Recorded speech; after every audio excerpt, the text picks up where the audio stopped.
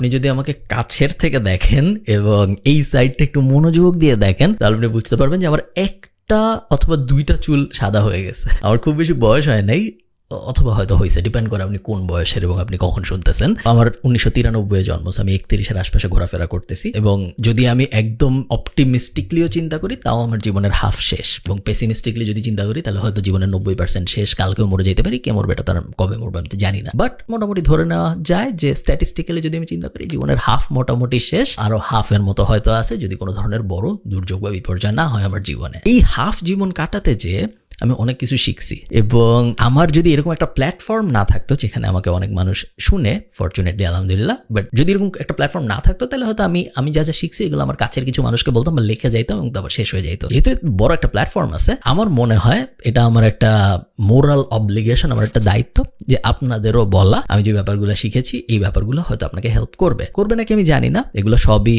Pinch of salt, আমার personal opinion, so করতেও পারে নাও পারে, বাট আমার মনে হয় করবে, এবং যদি করে তাহলে আমি খুশি হবে, এবং আমার কাছের মানুষজনদেরও আমি এই সেম অ্যাডভাইস দিই। আমার মনে হয়েছে আপনাদের এই অ্যাডভাইস আমার দেওয়া উচিত।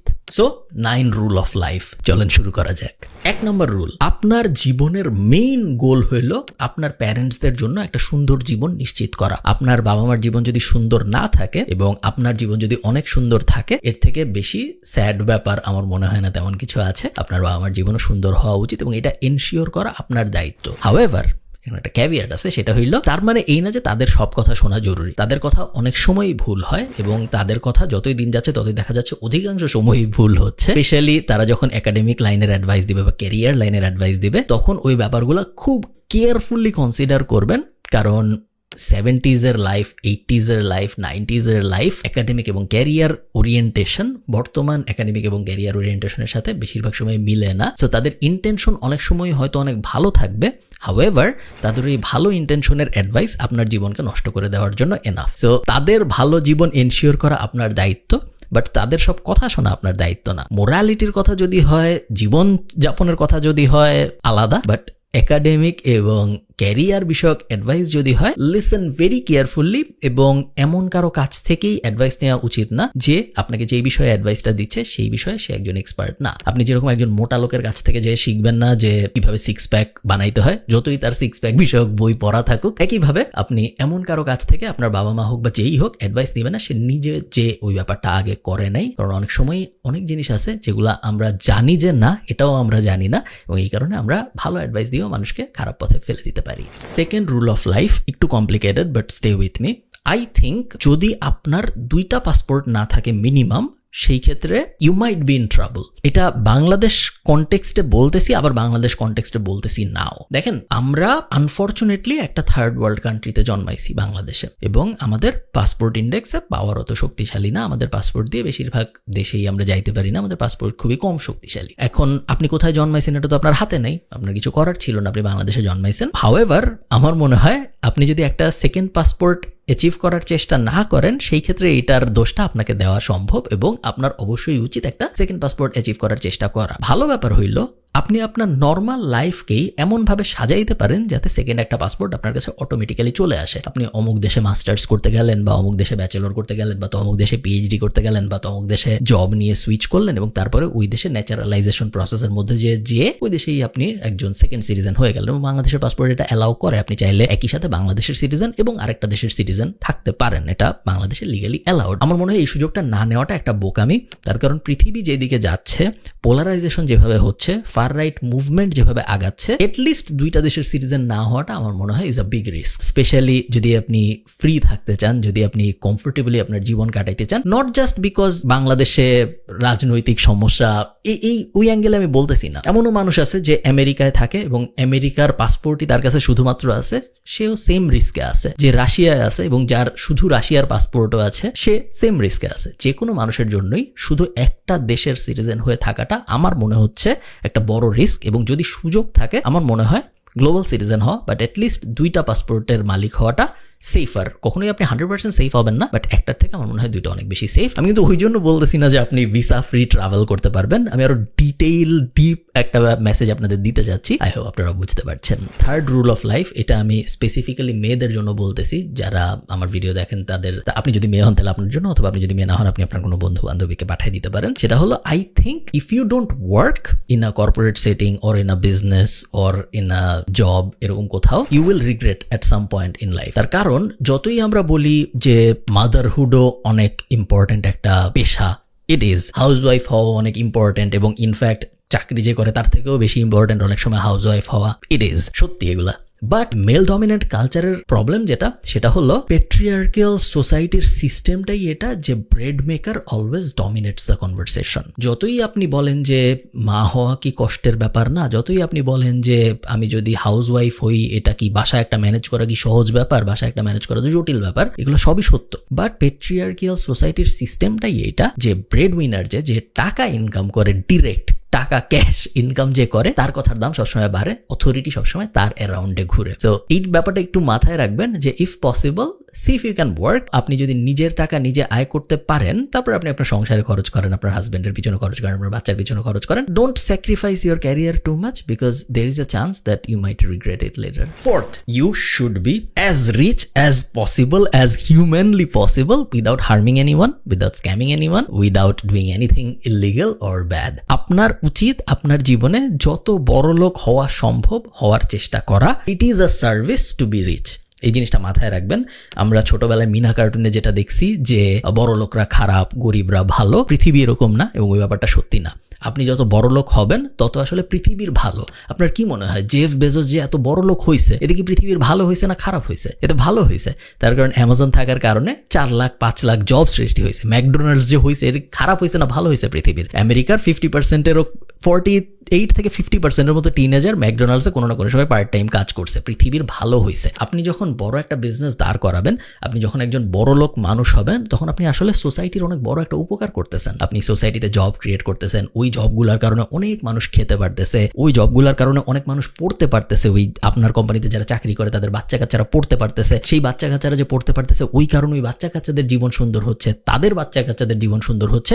বিশাল বড় একটা পজিটিভ সাইকেলের পার্ট আপনি হচ্ছেন। তো কেউ যদি আপনাকে কখনো বলে যে বড় লোক হওয়ার চেষ্টা করতেছো কেন, জাস্ট 20,000 টাকার একটা চাকরি করবা, 50,000 টাকার একটা চাকরি করবা, 60 পর্যন্ত চাকরি করে রিটায়ার করো, এত বড় ড্রিম দেখার দরকার নেই, কোনো বড় ড্রিম দেখবা না, বছরে 2 বার ছুটিতে যাবা, বিদেশে থাইল্যান্ড ঘুরতে যাবা, মালয়েশিয়া ঘুরতে যাবা, শেষ তোমার জীবন। তাদেরকে আপনার জীবন থেকে বাদ দিয়ে দেন, বিকজ বড়লোক হইতে চাও কোনো দোষের ব্যাপার না। এজ লং এজ আপনি ইলিগাল কিছু করতেছেন না, এজ লং এজ আপনি কোনো স্ক্যাম টাইপ কিছু, MLM টাইপ কিছু চালাইতেছেন না, এজ লং এজ আপনি মানুষের ক্ষতি করতেছেন না, চুরি চামারি করতেছেন না, ডাকাতি করতেছেন না, জমি দখল করতেছেন না, খারাপ জিনিসগুলো যদি আপনি না করেন, আপনি যদি আপনার নিজের ব্লাড সোয়েট টিয়ার্স দিয়ে বড়লোক হওয়ার চেষ্টা করেন, এবং যত বেশি বড়লোক হওয়া যায় তত বেশি বড়লোক হওয়ার চেষ্টা করেন, that is not bad. In the same philosophy এই ব্যাপারটাও মাথায় রাখবেন, যারা কষ্ট করে বড়লোক হয়েছে তারা যখন তাদের এই কষ্টের বড়লোক হওয়ার নিদর্শন দেখায়, আমরা যেন ওটাকে ছোট না করি। কারণ যদিও আমাদের দেশে এই ধরনের জিনিসপত্র তারাই করে যারা আসলে দুর্নীতিবাজ বা যাদের সমস্যা আছে, এটা আছে, বাট নিজের মাথার মধ্যে এই ব্যাপারটা রাখবেন যে একটা প্লেন চালাচ্ছে, যে এত কষ্ট করে একটা প্লেন কিনছে, ইন্টারন্যাশনাল এক্সাম্পলের কথা আমি বলতেছি, মনে করেন গ্র্যান্ড কার্ডন একটা প্লেন কিনছে, বা একজন অনেক দামি একটা গাড়ি কিনছে, ওটা দেখে আমাদের মাথার মধ্যে প্রথম যেন এই চিন্তাটা না আসে যে ও কেন এটা করলো, মনে হয় খারাপ। আমাদের প্রথম চিন্তাটা সবসময় এটা আসা উচিত যে আমি কিভাবে এটা করব। Fifth lesson for life, old systems don't create new standards. এবং এই ব্যাপারটা আমি মনে প্রাণে বিশ্বাস করি যে ওল্ড সিস্টেম থেকে নিউ স্ট্যান্ডার্ড পাওয়া যায় না, ওল্ড সিস্টেম থেকে ওল্ড স্ট্যান্ডার্ডই পাওয়া যায়। আপনি আশা করতে পারেন না যে 90s-এ বা 2000 সালে 20শ শতাব্দীতে যেই একাডেমিক পড়াশোনা পড়ে এসে একজন মানুষ ক্যারিয়ারে খুব ভালো করছে, সেম একাডেমিক পড়া পড়ে 2024 সালে এসে একজন মানুষ এই AI এর দুনিয়ায়, এই ব্লক চেইনের দুনিয়ায় ভালো করবে। এটা জাস্ট কমন সেন্সে মিলে না, তাই না? 40 বছর আগে আমরা স্কুলে যা পড়ছি, 40 বছর পরে আমরা স্কুলে যদি একই জিনিস পড়ি, হিস্ট্রি, সামাজিক বিজ্ঞান এগুলা বাদ দিয়ে অ্যাকচুয়াল স্টেম সাবজেক্টের কথা আমি বলতেছি, জিনিসটা মিলে না। সো ওল্ড এডুকেশন সবসময় খুব এফেক্টিভ নাও হইতে পারে, ওল্ড নলেজ সবসময় খুব এফেক্টিভ নাও হইতে পারে। এখন আপনি তো যে স্কুলের কারিকুলাম বদলাবেন না, আপনি তো যে ইউনিভার্সিটির কারিকুলাম বদলাবেন না। সো এই ওনাসটা আপনার উপরে, আপনার নিজেরই আসলে দায়িত্ব নিতে হবে নিজেকে শিখানোর। সো সেলফ লার্নিং, সেলফ টট মানুষ হওয়া, নিজের ডেভেলপমেন্টের কন্ট্রোল নিজের হাতে নেওয়াটা আমার মনে হয় খুব বেশি ইম্পর্টেন্ট। তার কারণ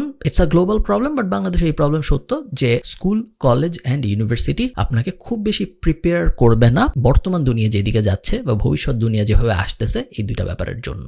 6th লেসন, এটা আমি শুভ্রর কোনো একটা বইয়ে প্রথম পড়ছিলাম, হুমায়ুন আহমেদের, যেখানে হুমায়ুন আহমেদ শুভ্রর বাবা বলে যে শুভ্ররা ঘুরতে যাচ্ছিল সম্ভবত সেন্ট মার্টিন বা কক্সবাজার এরকম কোথাও। তো শুভ্রর বাবা শুভ্রকে অ্যাডভাইস দেয় যে তুমি একটা কাজ করবা, তুমি একটা ট্রেনের পুরো বগি বুক করে ফেলবা যাতে তোমার বন্ধুরা বুঝে যে তোমার পাওয়ার আছে, বাট তুমি কক্সবাজার পৌঁছানোর পরে তুমি টাকা দিবা না খাওয়ার জন্য। এরকম একটা কনটেক্সট দেওয়ার চেষ্টা করছিল শুভ্রর বাবা। মেইনলি উনি যেটা বোঝাইতে চাইছিল সেটা হলো be the centre of attention, make sure যে পিপল জানে you have the power, but don't always provide, only provide when you want to. So এই ব্যাপারটা সেন্টার অফ অ্যাটেনশন হওয়া এবং পিপলকে রিয়েলাইজ করানো that you can if you want to is a big power. 48 laws of পাওয়ারে Robert Greene same জিনিস অনেকবার বোঝাইছে, but at the same time উনি এই জিনিসও বোঝাইছে যে don't outshine your master. So এই ব্যাপারটা মাথায় রাখবেন যে mastery slash power slash the ability to provide is very important,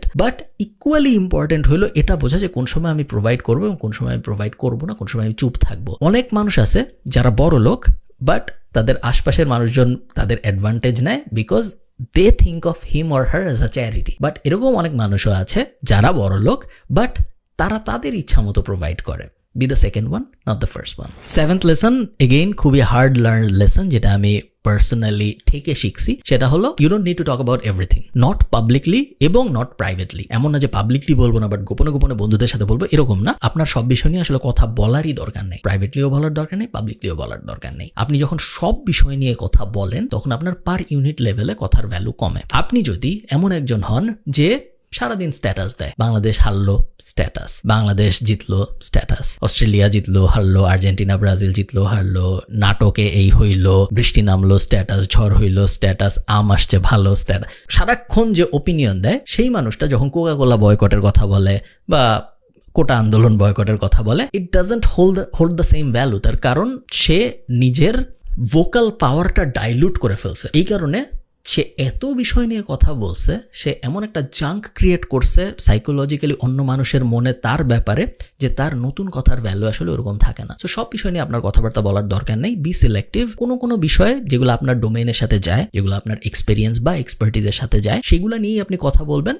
এর বাইরে বাকি দুনিয়া যা যা হচ্ছে সবকিছু নিয়েই আপনার একটা করে মতামত দেওয়ার আসলে কোনো দরকার নেই। পাবলিকলি তো নাই, প্রাইভেটলিও নাই। বন্ধুদের কাছে যেভাবে আপনার প্রত্যেকটা বিষয়ে একটু একটু করে মতামত দেওয়ার কোনো মানে নেই। বুঝতে পারছেন না? মনে করেন আপনি কেকা ফিরদৌসির নুডলস কেন খারাপ বা অমুকজন এটিএন বাংলায় গান গায়, ওই গান কেন খারাপ, এটা নিয়ে বিশাল একটা রচনা লিখলেন। তার পরের দিন আপনি আবার রচনা লিখলেন যে কেন ফিলিস্তিনে গণহত্যা চলতেছে, এটা কেন খারাপ। এই দুইটা ব্যাপার নিয়ে যদি আপনি কথা বলেন তাহলে আসলে ফিলিস্তিনের গণহত্যার ব্যাপারটা কি আপনি ডাইলুট করে ফেলতেছেন, কারণ আপনি সব বিষয়ে কমপ্লেন করেন। এরকম হওয়া যাবে না। আমরা সব বিষয়ে কমপ্লেন করবো না, আমরা শুধুমাত্র ইম্পর্টেন্ট ব্যাপারগুলো নিয়ে কমপ্লেন করবো যেন ওই কমপ্লেনগুলোর ভ্যালু থাকে। Last point, understand the digital world. অনেক কিছু হচ্ছে মডার্ন ওয়ার্ল্ডে, অনেক কিছু হচ্ছে ডিজিটাল ওয়ার্ল্ডে। আপনি যদি জাস্ট আপনার কিছু বন্ধু বা আপনার কিছু বড় ভাই বা আপনার কিছু আত্মীয় স্বজন বা আপনার কিছু পরিবার পরিজন একটা সেট সিস্টেমের মধ্যেই থাকছে, যেখানে তারা সরকারি চাকরির চেষ্টা করতো এবং তারপরে সরকারি চাকরি যদি পাইতো তারপর সে একটা জমি, কিন্তু সরকারি চাকরি না পাইলে প্রাইভেট ব্যাংকে পরীক্ষা দেওয়ার চেষ্টা করতো এবং তারপরে